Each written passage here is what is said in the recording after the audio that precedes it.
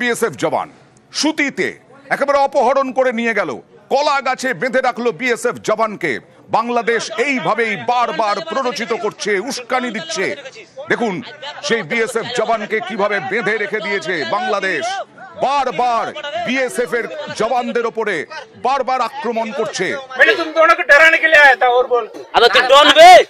অবৈধভাবে বাংলাদেশে প্রবেশের দায়ে চাঁপাইনবাবগঞ্জ সীমান্তে ভারতীয় সীমান্তরক্ষী বাহিনী বিএসএফ এর এক সদস্যকে আটক করেছে এলাকাবাসী। বুধবার সকাল 7টার দিকে এই ঘটনা ঘটে। শ্রী গণেশ নামের ওই বিএসএফ জওয়ানকে আটকের পর গাছের সাথে বেঁধে রাখেন স্থানীয়রা। তিনি ভারতীয় নূরপুর বিএসএফ ক্যাম্পের সদস্য বলে জানা গেছে।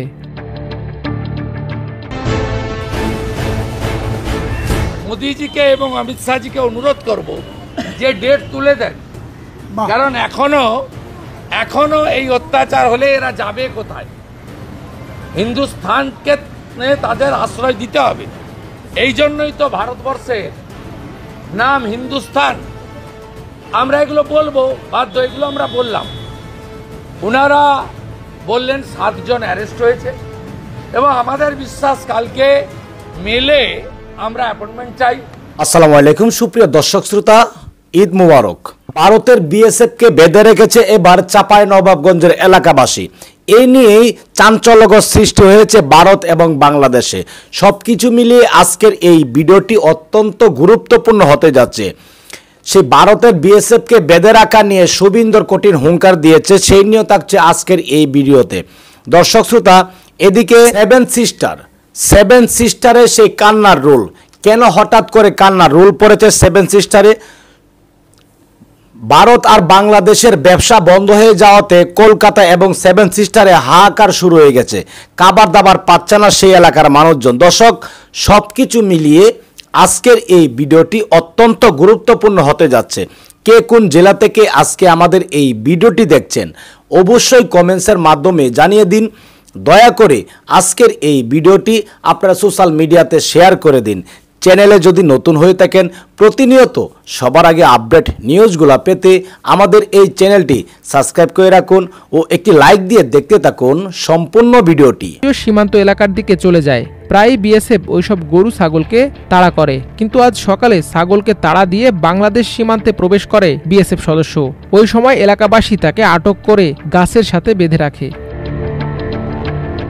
পরে খবর পেয়ে বিজিবির সদস্যরা এসে বিএসএফ এর ওই সদস্যকে উদ্ধার করে ক্যাম্পে নিয়ে যায়। 53 বিজিবির পক্ষ থেকে হাবিলদার মানিক বলেন, অধিনায়ক স্যার এই বিষয়টি নিয়ে ঊর্ধ্বতন কর্তৃপক্ষের সঙ্গে কথা বলছেন। কিছুক্ষণের মধ্যে প্রেস বিজ্ঞপ্তি দিয়ে বিষয়টি বিস্তারিত জানানো হবে। দীর্ঘ 15 বছর বাংলাদেশ ভারত সীমান্তে ভারতীয় সীমান্তরক্ষী বাহিনী বিএসএফ এর একচ্ছত্র প্রভাব থাকলেও গত বছরের 5 আগস্ট বাংলাদেশের রাজনৈতিক পট পরিবর্তনের পর পরিস্থিতি ভিন্ন হয়েছে। সীমান্তে বর্ডার গার্ড বাংলাদেশ বিজিবি এখন আগের চেয়ে আরও কঠোর অবস্থানে রয়েছে। এর আগে সীমান্তে এক বাংলাদেশি কৃষককে অন্যায়ভাবে ধরে নিয়ে যাওয়ার সময় 2 বিএসএফ সদস্য বিজিবির হাতে ধরা পড়েন। পরবর্তীতে ধরা পড়ার পর বিজিবি সদস্যদের পায়ে ধরে ক্ষমা ভিক্ষা করেন ওই 2 বিএসএফ সদস্য। পরে ঘটনার একটি ভিডিও সামাজিক যোগাযোগ মাধ্যমে ভাইরাল হয়। এর আগে গত বছরের 24 সেপ্টেম্বর ঠাকুরগাঁয়ের পীরগঞ্জ উপজেলার চান্দেরহাট সীমান্ত এলাকায় অনুপ্রবেশের অভিযোগে বিএসএফ এর এক সদস্যকে আটক করে বিজিবি। পরে জানা যায় ওই বিএসএফ সদস্য গরু ছাগল তাড়াতে গিয়ে বাংলাদেশের ভূখণ্ডে ঢুকে পড়েছিল। পতাকা বৈঠকের মাধ্যমে তাকে বিএসএফ কর্তৃপক্ষের কাছে তুলে দেয় বিজিবি। মাল্টিমিডিয়া ডেস্ক, আমার দেশ। तू डॉन बना से लिखेছিস डॉन कहां बनाया तू डॉन ताले बना से लिखेছিস तू डॉन ताले बना से लिखेছিস आज देख তোর অবস্থা কি করছে আলো টহল বাটি कौन बना रे डॉन अगर टहल बाटी आलो তুই হিরো বাংলাদেশের সাথে বাণিজ্যে বিধিনিষেধ আরোপের ফল যেন হাড়ে হাড়ে টের পাচ্ছে ভারতীয়রা। ঢাকাকে চাপে ফেলতে মোদী সরকারের নেওয়া কড়াকড়ির বলি হচ্ছে দেশটির সাধারণ ব্যবসায়ীরা। ধস নামতে চলেছে সেভেন সিস্টার্স এবং পশ্চিমবঙ্গের অর্থনীতিতে। মূল্য চুকাতে হচ্ছে খেটে খাওয়া মানুষদের। এ বিষয়ে মঙ্গলবার একটি ব্যাখ্যামূলক প্রতিবেদন প্রকাশ করে প্রভাবশালী ভারতীয় গণমাধ্যম দ্য ওয়্যার, যাতে বাংলাদেশের সাথে বাণিজ্যের রেষারেষির ফলে ভারতীয়দের ওপর প্রভাব নিয়ে বিস্তারিত তুলে ধরা হয়। কয়েকদিন আগেই তৈরি পোশাক সহ বেশ কয়েকটি বাংলাদেশি পণ্য স্থলপথে আমদানি নিষিদ্ধ করে নয়াদিল্লি। নির্দিষ্ট করে বলা হয়, উত্তর পূর্বাঞ্চলীয় 7 রাজ্য এবং পশ্চিমবঙ্গের স্থল সীমান্ত দিয়ে এসব পণ্য রপ্তানি করতে পারবে না ঢাকা, যেখান থেকে শুরু হয় মূল সংকট। সিদ্ধান্ত অনুযায়ী পশ্চিমবঙ্গের পেট্রোপোল, হিলি, মাহাদীপুর, চ্যাংরাবান্ধা এবং ফুলবাড়ির স্থলবন্দর দিয়ে বর্তমানে ভারতে বেশ কিছু পণ্য রপ্তানি বন্ধ রয়েছে, যার ফলে এক প্রকার জনমানব শূন্য বিরান প্রান্তরে পরিণত হয়েছে বন্দরগুলো। এমনটাই বলা হয়েছে দ্য ওয়্যারের প্রতিবেদনে। এতে আরও উল্লেখ করা হয়, বিদ্যমান পরিস্থিতির কারণে স্থলবন্দরগুলো সকল পণ্য সরবরাহ ব্যবস্থায় অচল হয়ে পড়েছে। ফলস্বরূপ যারা দুদেশের আমদানি রপ্তানি বাণিজ্যের উপর জীবিকা নির্বাহ করত, এমন হাজার হাজার পরিবার এখন বিপর্যস্ত।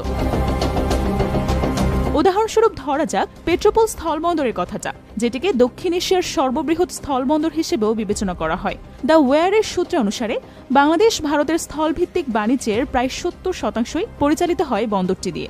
ভারতীয় গণমাধ্যমটির দাবি, আগে প্রতিদিন যেখানে গড়ে 6 থেকে 700 ট্রাক পণ্য আমদানি রপ্তানি হতো, সেখানে বর্তমানে প্রতি সপ্তাহে দেখা মেলে 200-ও কম ট্রাকের। তাই ক্রেতার অভাবে বাধ্য হয়ে দোকান বন্ধ করতে হচ্ছে অঞ্চলটির বহু ব্যবসায়ীকে। এমনকি দিনমজুরদেরও ভুগতে হচ্ছে এমন সিদ্ধান্তের জেরে। বাধ্য হয়ে পেশা পরিবর্তন করছেন অনেকেই। দ্য ওয়্যারের তথ্য বলছে, বাণিজ্য ইস্যুতে দিল্লি ঢাকার সাম্প্রতিক রেষারেষিতে আনুমানিক 12 থেকে 15,000 শ্রমিকের মূল উপার্জনের উৎসটাই বন্ধ হয়ে যেতে পারে, যাদের মধ্যে রয়েছেন দিনমজুর, ট্রাক ড্রাইভার, পণ্য খালাসকারী সহ আরও কয়েক ধরনের পেশাজীবী। শুধু তাই নয়, কড়াকড়ির কারণে স্থল সীমান্তের পরিবর্তে অনেকটা পথ ঘুরে 8 থেকে 10 দিন অতিরিক্ত সময় নিয়ে তৈরি পোশাক রপ্তানি করা হচ্ছে ভারতে, যার ফলে রেডিমেড এসব গার্মেন্টস পণ্যের দাম এখন ভারতে আকাশচুম্বী। দ্য ওয়্যার, হিন্দুস্তান টাইমস সহ একাধিক গণমাধ্যমে উঠে আসে তথ্যটি। গণমাধ্যমগুলোর তথ্য মতে গেল 10 মাসে প্রায় 10 থেকে 12,000 কোটি মূল্যের পণ্য রপ্তানি হয়েছে ভারত বাংলাদেশ স্থল সীমান্তগুলো দিয়ে, যেখানে বেশিরভাগই তৈরি পোশাক। পশ্চিমবঙ্গের সবচেয়ে বড় ধর্মীয় উৎসব দুর্গাপূজাতেও বড় ধরনের প্রভাব ফেলতে পারে বাণিজ্যের এই বিধিনিষেধ, কেননা রাজ্যটির বাজারেও রয়েছে বাংলাদেশি তৈরি পোশাকের আধিপত্য। ভারতীয় সংবাদ মাধ্যমটির প্রতিবেদনে আরও বলা হয়, পূজার সামনে পশ্চিমবঙ্গের বাজারে চাহিদামাফিক যোগান না থাকায় ব্যাপক হারে মূল্য বেড়ে যেতে পারে বাংলাদেশি RMG পোশাকের, আর তাহলে ভোগান্তিতে পড়তে হবে রাজ্যটির বাসিন্দাদের। কেননা বাংলাদেশ থেকে যাওয়া পোশাকগুলো দামে সাশ্রয়ী হয়, তার একটা বড় অংশের গ্রাহক ছিল তারা, যাদের বেশিরভাগই নিম্ন আয়ের। সেটির স্বল্পতা দেখা গেলে বিপাকে পড়বেন এসব নিম্নবিত্ত শ্রেণীর মানুষজন। বিএসএফ জওয়ান সুতিতে একেবারে অপহরণ করে নিয়ে গেল, কলা গাছে বেঁধে রাখলো বিএসএফ জওয়ানকে। বাংলাদেশ এইভাবেই বারবার প্ররোচিত করছে, উস্কানি দিচ্ছে। দেখুন সেই বিএসএফ জওয়ানকে কিভাবে বেঁধে রেখে দিয়েছে বাংলাদেশ। বারবার বিএসএফ এর জওয়ানদের উপরে বারবার আক্রমণ করছে বাংলাদেশ। डॉन बे तू डॉन बना से लिखेছিস डॉन का बनाया तू डॉन ताले बना से लिखेছিস तू डॉन ताले बना से लिखेছিস आज देख তোর অবস্থা কি করছে আলো টহল বাটি कौन बना रे अबे टहल बाटी आलो तू हिरो बड़ा रे बना से रुकले कोने चुप कर এই বিএসএফ জওয়ানের অস্ত্র কেড়ে নেওয়া হয়েছিল, বেশ কয়েক ঘন্টা পরে অস্ত্র ফেরত দেয় এবং এই বিএসএফ জওয়ানকেও ফেরত দেওয়া হয়। কিন্তু বারবার বিএসএফ এর উপরে কেন বিজিবির এই অত্যাচার, এই রকম হামলা, কেন বাংলাদেশের বিরুদ্ধে ভারত কোনো পদক্ষেপ করছে না, এই প্রশ্ন উঠছে। সরাসরি চলে যাব প্রণবের কাছে। প্রণব, বিএসএফ কর্তারা কি বলছেন?